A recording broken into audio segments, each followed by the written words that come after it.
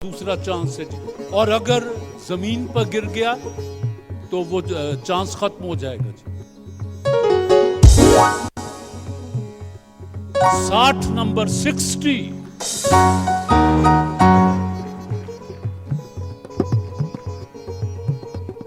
आखिरी चांस आपका जी।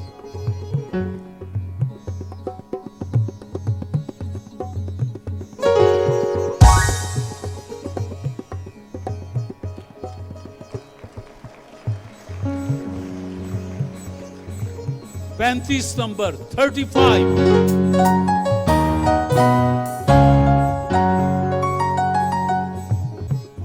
वाइटल चाय की कार का दूसरा फाइनल। सवालों का जवाब किसी टीम ने नहीं दिया। अब बोर्ड पर किस्मत आजमाई है जी। 30 नंबर 30।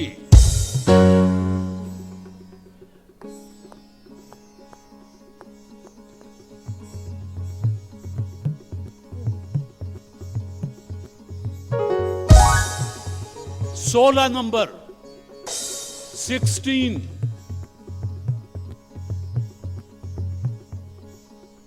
आखिरी चांस जी। वाइटल चाय के लिए आखिरी चांस है आपका। ये अब देखने की चीज है।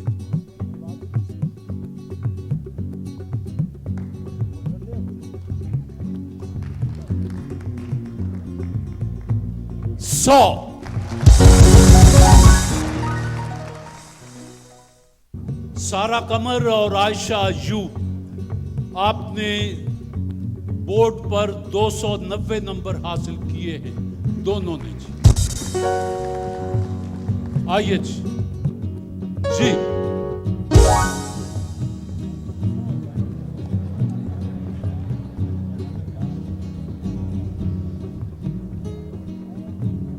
100।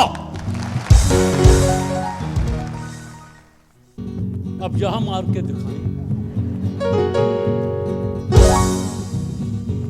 70।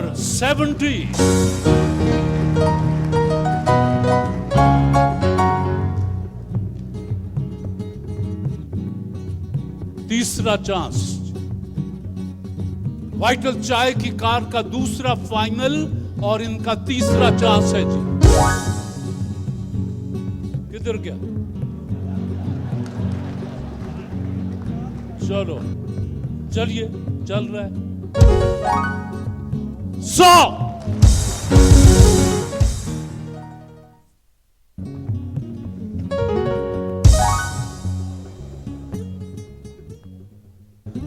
जी बस। हाँ, 2 चांस आपने मिस किए, वरना आप जीत जाते। 290 नंबर आपके हैं, 270 नंबर आपके हैं। तो बहरहाल आज के फाते सारा कमर और आयशा अयूब आप दोनों ठहरी। लेकिन चलिए अपने हिस्से की तालियां तो बजवा लें।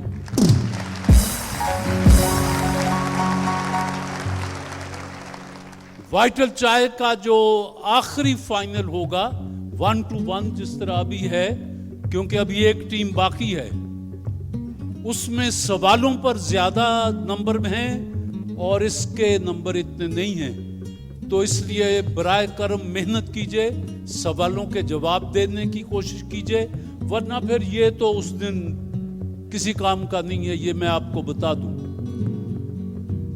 आपने तो बड़ी हिम्मत की, पर ये नौजवान ने अब इतना सा मुंह लेके खड़ा है। फिर क्या हुआ? हार गए तो हार गए, पर ठीक है। वाइटल चाय की तरफ से आपके लिए ये तोहफे, उनके अपने कैश किताब आपके लिए, बिस्मिल्लाह। और आपके लिए भी तोहफे हैं, कैश किताब है। और अब किताब मजीद पढ़ें और उसमें सवाल जवाब हासिल करें। बिस्मिल्लाह।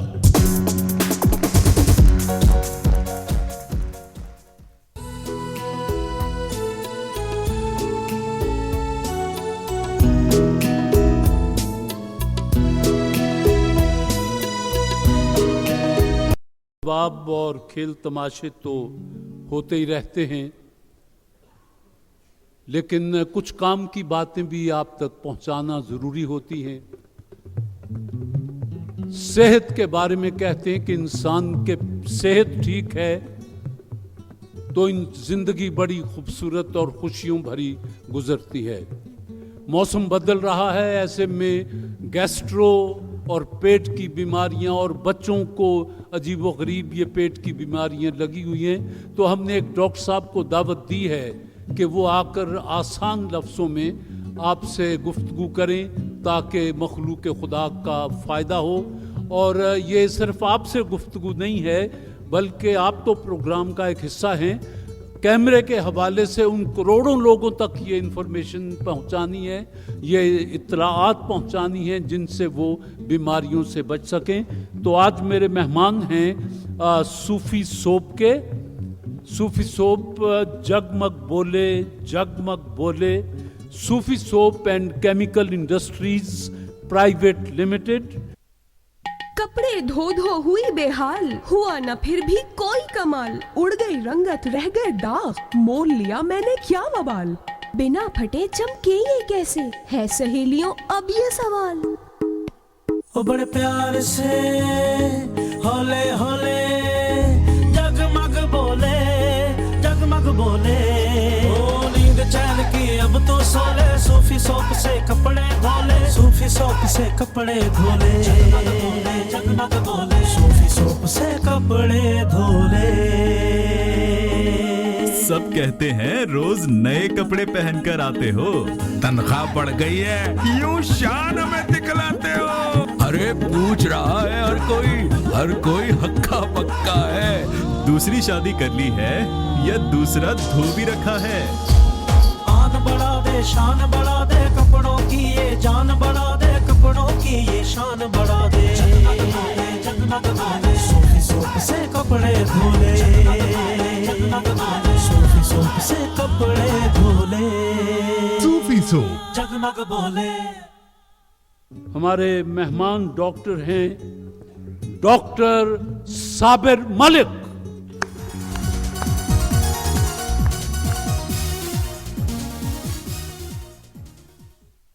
डॉक्टर साहब, मैं दोस्तों से बात कर रहा था कि आज आपसे गैस्ट्रो और ये आलूदा पानी और बच्चों की ये पेट की बीमारियां और भी जो कुछ ये बदलते मौसम के असरात हो सकते हैं इंसानी सेहत पर।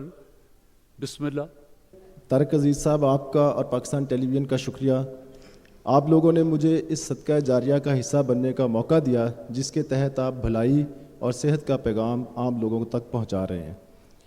सबसे पहले बात आपने कहा गैस्ट्रो और ख़ास तौर पे बच्चों के हवाले से, जो साफ़ पानी जितना एक आम जिस्म के लिए और ज़िंदा रहने के लिए पानी ज़रूरी है, एक सेहतमंद जिस्म के लिए साफ़ पानी उससे कई गुना ज़्यादा ज़रूरी है। और बच्चों में ख़ास तौर पर जितनी पेट से मुतल्लिका बीमारियां हैं उनकी वजह सबसे पहले और सबसे बड़ी गंदा पानी, आलूदा पानी, बड़ी आम सी चीज़ और बड़ी सस्ती चीज़ जिसे थोड़ी सी मेहनत और थोड़ी सी समझ के साथ साफ़ रखा जा सकता है और इसके ज़रिए अपने बच्चों को, अपने प्यारों को बहुत सारी बीमारियों से बचाया जा सकता है। बदकिस्मती से हम इसकी तरफ तवज्जो नहीं देते और नतीजा ये निकलता है कि हमारे अपने बच्चे और बड़े बहुत सारी बीमारियों का शिकार हो जाते हैं। जैसे तारक साहब ने कहा, गैस्ट्रो गंदे पानी की सबसे पहली बीमारी, इसमें बच्चों को ख़ास तौर पर मौसम तब्दील होते साथ और गर्मियों के मौसम में ख़ास तौर पर लूज़ मोशन, पतले पखाने, दस्त और उनके साथ कै आना, साथ बुखार हो जाना। आप यकीन करें कि सिर्फ़ पानी साफ़ पीने से हम ना सिर्फ ये कि अपने बच्चों को इस बीमारी से बचा सकते हैं बल्कि बहुत सारा ख़र्चा, बहुत सारा पैसा, बहुत सारा वक़्त, बहुत सारी तकलीफ़ से भी बचा जा सकता है और अपने बच्चों को बचाया जा सकता है। इसके अलावा गैस्ट्रो के साथ ही अगर आप साफ़ पानी का इस्तेमाल नहीं करते तो गैस्ट्रो के साथ ही दूसरी बीमारियां मसलन टाइफाइड, यरकान, काला यरकान, पेट के कीड़े, पेट का फूल जाना, बच्चों की नशोन्माद सही ना होना, یہ ساری جو ہیں ان کی وجوہات میں سب سے پہلی وجہ گندا اور آلودہ پانی ہے. اور اس کو اگر آپ بچنا چاہتے ہیں اور اپنے گھر والوں کو بچانا چاہتے ہیں تو میں اس پروگرام کے حوالے سے بڑا سادہ سا ایک پیغام آپ کو دینا چاہتا ہوں. منرل واٹر نہیں پی سکتے نہ پئیں, واٹر ڈسپینسر نہیں رکھ سکتے نہ رکھیں, صرف پانی کو ابال کر پی لیں. آپ یقین کریں کہ تھوڑی سی محنت اور تھوڑا سا تردد کہ پانی ابال کر پئیں تو آپ گیسٹرو جیسی موذی مرض سے نہ صرف بچ سکتے ہیں بلکہ اس کے بعد آنے والی بہت ساری دوسری بیماریوں سے بھی اپنے بچوں کو بالخصوص بچا سکتے ہیں.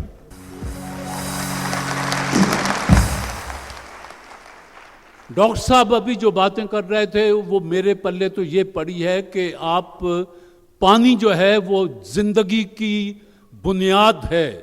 جہاں پانی ہوگا وہاں زندگی ہوگی, اور جہاں پانی خراب ہوگا وہاں زندگی خراب ہو جائے گی. اور انہوں نے کہا کہ اگر آپ نہیں افورڈ کر سکتے تو کم از کم پانی کو ابال تو سکتے ہیں, اور ابلا ہوا پانی یہ جو بوتلوں میں پانی بکتا ہے ان جیسا ہی ہے, بلکہ ان سے بہتر ہے کہ اب ماں نے اپنے ہاتھ سے اپنے بچے کے لیے پانی تیار کیا, اس میں ممتا کی آتش بھی آ جاتی ہے. جی ڈاکٹر صاحب مزید.